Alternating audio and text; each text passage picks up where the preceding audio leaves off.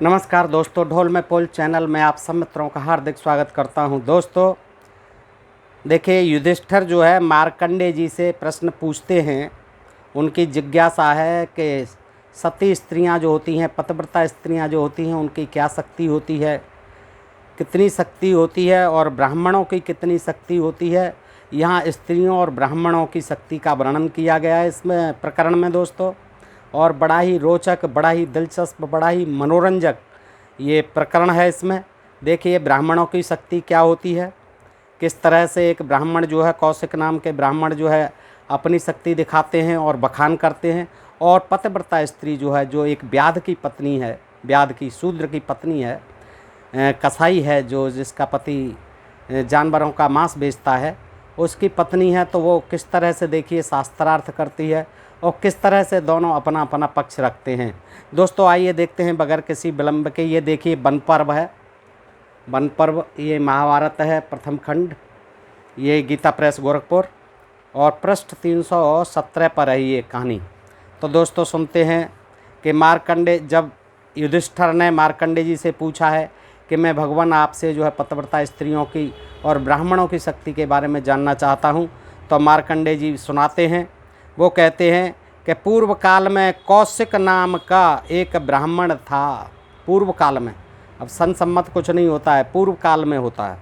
पूर्व काल में कौशिक नाम का एक ब्राह्मण था, पता नहीं कहाँ का था, कहाँ रहता था, कोई पता नहीं था। मतलब एक मान लीजिए कौशिक नाम का एक ब्राह्मण था, वह बड़ा ही धर्मात्मा और तपस्वी था। ये तो कहने की बातें नहीं है, वो तो ब्राह्मण तो होते ही धर्मात्मा और तपस्वी हैं। उसने अंगों सहित वेद और उपनिषदों का अध्ययन किया था। एक दिन की बात है, वह एक वृक्ष के नीचे बैठकर वेद पाठ कर रहा था। उसी समय उस वृक्ष के ऊपर एक बगुली बैठी हुई थी। उसने ब्राह्मण देवता के ऊपर बीट कर दी। ब्राह्मण क्रोध से तमतमा उठा, अरे ये क्या कर दिया इसने, और बगुली का अनिष्ट चिंतन करते हुए गुस्सा गया। उसकी ओर देखने लगा क्रोध से। बेचारी चिड़िया पेड़ से गिर पड़ी और उसके प्राण पखेरु उड़ गए। ज्यों ही ब्राह्मण देव ने दृष्टि डाली और त्यों ही उसने जो है पेड़ से गिर पड़ी और प्राण पखेरु उड़ के अपनी प्राण त्याग दिए। बगुली को देख ब्राह्मण के हृदय में दया का संचार हुआ। दया भी आई कि ये मैंने क्या कर दिया, और उसे अपने इस कुकृत्य पर बड़ा पश्चाताप होने लगा। उसके मुँह से निकल पड़ा, ओह आज मैंने क्रोध के वशीभूत होकर यह कैसा अनुचित कार्य कर डाला। इस प्रकार बारंबार पछताकर वह ब्राह्मण गांव में भिक्षा के लिए गया।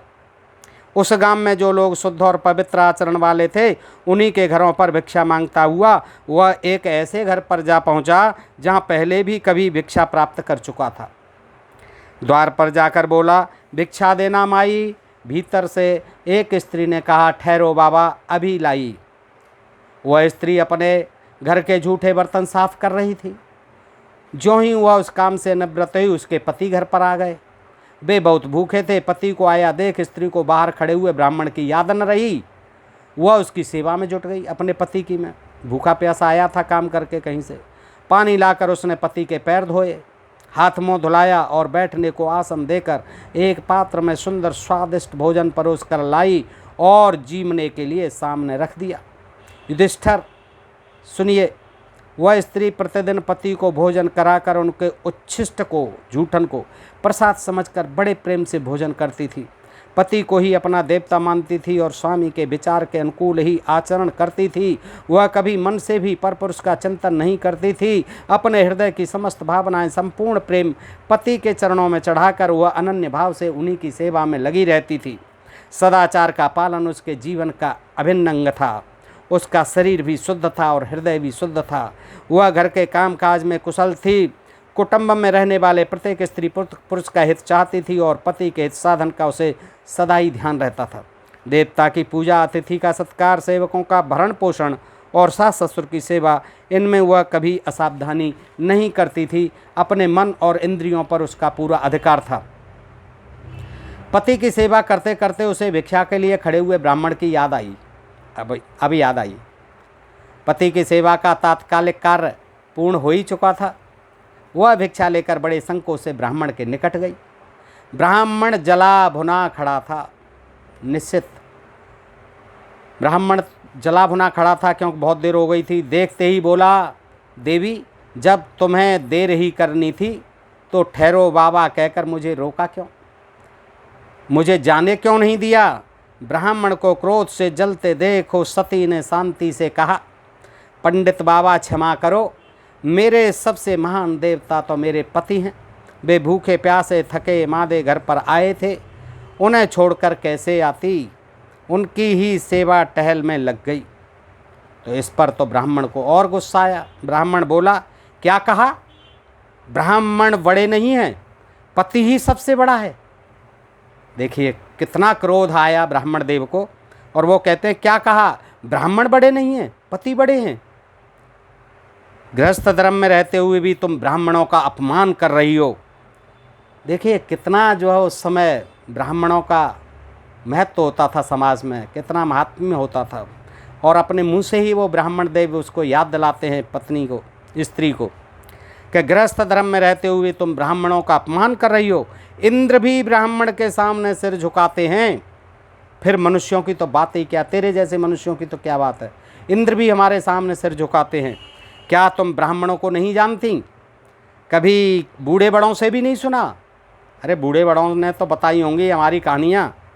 अरे ब्राह्मण अग्नि के समान तेजस्वी होते हैं, वे चाहें तो इस पृथ्वी को भी जलाकर खाक कर सकते हैं। देखिए कितनी शक्ति होती थी ब्राह्मणों में, वो चाहें तो जलाकर खाक कर सकते हैं पृथ्वी को। इंद्र भी उनके सामने सिर झुकाते हैं, आम आदमी की तो बात ही क्या है। और ये हकीकत है, बाकी ब्राह्मण देव ऐसे ही होते हैं। सती स्त्री ने कहा, तपस्वी बाबा क्रोध न कीजिए, मैं वह बगुली चिड़िया नहीं हूँ। अब वो अपनी बात कहने लगी। उसे भी, क्योंकि बड़ी पतिव्रता थी, उसे भी दिख रहा था सब कि बगुली को कैसे जलाया है ये बाबा। तो क्रोधन कीजिए, मैं वह बगुली चिड़िया नहीं हूँ। मेरी ओर यूँ लाल लाल आँखें करके क्यों देखते हैं? आप कुपित होकर मेरा क्या बिगाड़ लेंगे? मैं ब्राह्मणों का अपमान नहीं करती। ब्राह्मण तो देवता के समान होते हैं।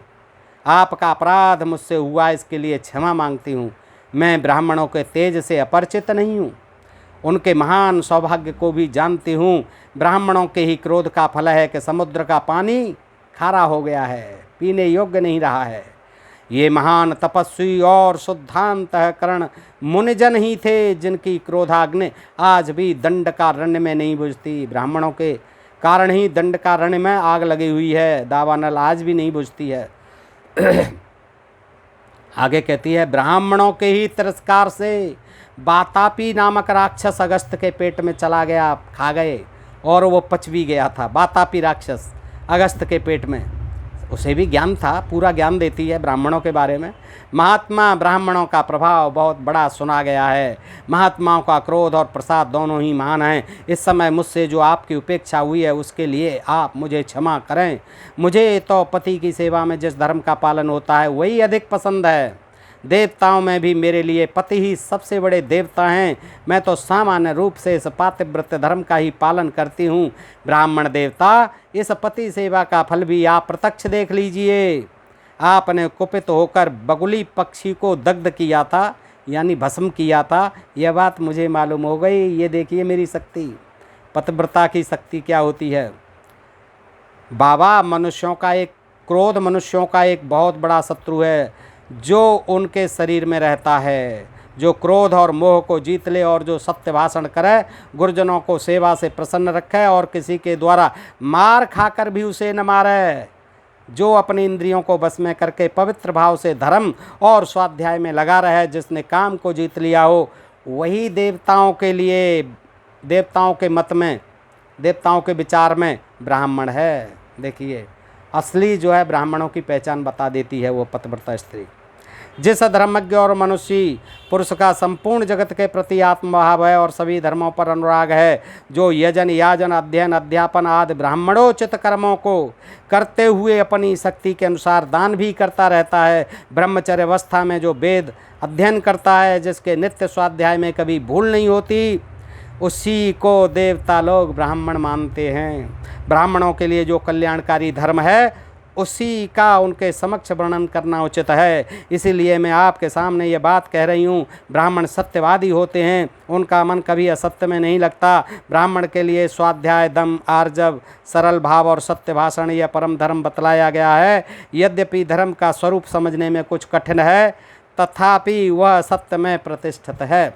वृद्ध पुरुष कहते हैं, धर्म के विषय में वेद ही प्रमाण है। वेद से ही धर्म का ज्ञान होता है, तथापि धर्म का स्वरूप सूक्ष्म ही देखा जाता है। केवल वेद पढ़ने से उसका यथार्थ रूप प्रकट हो ही जाएगा, ऐसा निश्चित रूप से नहीं कहा जा सकता। मेरा तो यह विचार है कि अभी आपको धर्म का यथार्थ तत्व ज्ञात नहीं हुआ है, हे ब्राह्मण देव।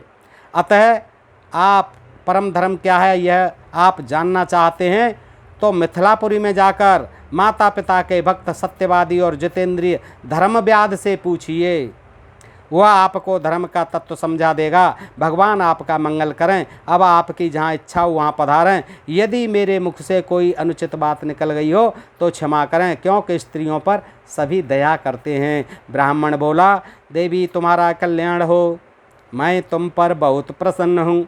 मेरा क्रोध अब दूर हो चुका है। तुमने मुझे जो उपालंब दिया है, उलाहना दिया है, वह मेरे लिए चेतावनी है। इससे मेरा बड़ा कल्याण होने वाला है। तुम्हारा भला हो। अब मैं मिथिला जाऊंगा और उस धर्मव्याध से अवश्य जो है पूछूंगा और अपना कार्य सिद्ध करूंगा। इस तरह से दोस्तों वो धर्मव्याध के पास जाएंगे। ब्राह्मण देव उन्होंने अपनी महत्ता बता दी और सती स्त्री ने, पतिव्रता स्त्री ने अपनी महत्ता बता दी। दोनों का इस तरह से संवाद हुआ। दोस्तों ये प्रसंग मैं समझता हूँ आपको अच्छा लगेगा। आपको पसंद आए तो दोस्तों में शेयर करें।